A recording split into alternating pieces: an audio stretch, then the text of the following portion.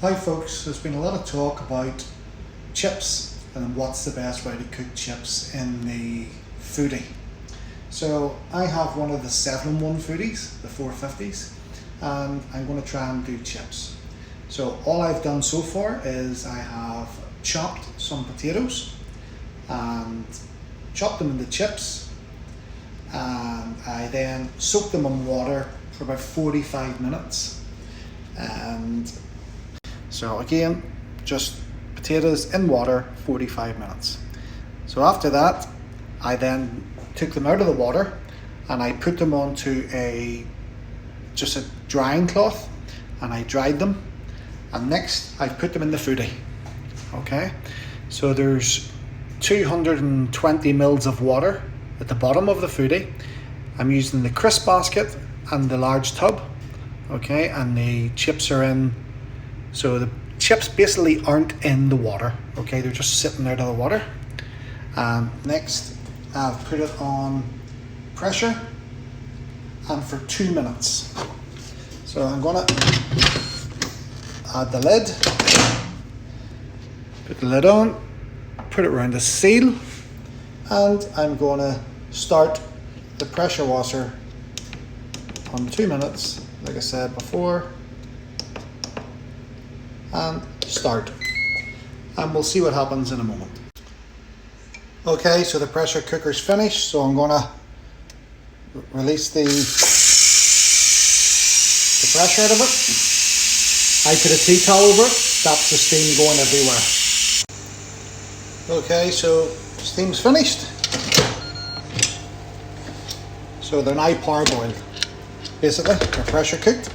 And now I'm gonna I'm going to put them on air crisp. Okay, so before I air crisp them, I've actually dried them off a little bit on another tea towel. Okay, and I'm going to let them cool for a few minutes before I add some olive oil. So I've basically let them cool. They're still a little bit warm, but not very warm. And now I'm going to add some olive oil. So after the pressure cooker and put them in the bowl, I added olive oil and I added salt and I added garlic and a chili grinder over the top of them to give them that little bit of kick, I hope, and we'll see what happens. So now I'm going to add them to the air fryer. So now they're in the basket in the air fryer, and I'm going to close it and I'm going to put them on for 180 for I think 7 minutes. Actually, I'm probably going to do it for 5 minutes first of all, and then I'll have a check because I don't know what they're going to be like. So I'll check them for 5 minutes first, and then I might up the heat a little, but we'll try them for 5 minutes first.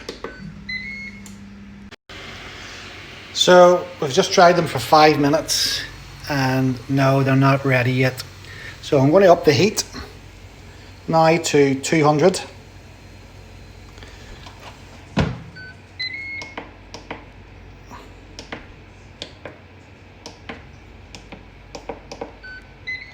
Right.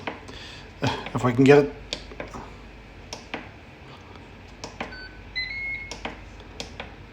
Why is it not going up? Yeah, that'll be why. So 200 for further 5 minutes, and we'll see what happens. So these ones have now been on 10 minutes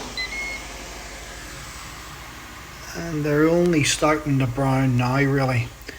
So definitely I think they're going to have to go on a little bit longer.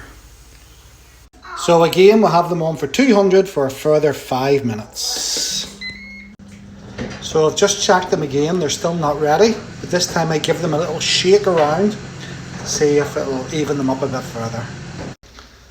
Okay, so the time's up, and as you can see, looking much better. And I'm going to try these now, see what they're like. So here we have them, and I must admit, there's a few of them still look maybe a little bit pale. But They're 100% cooked, and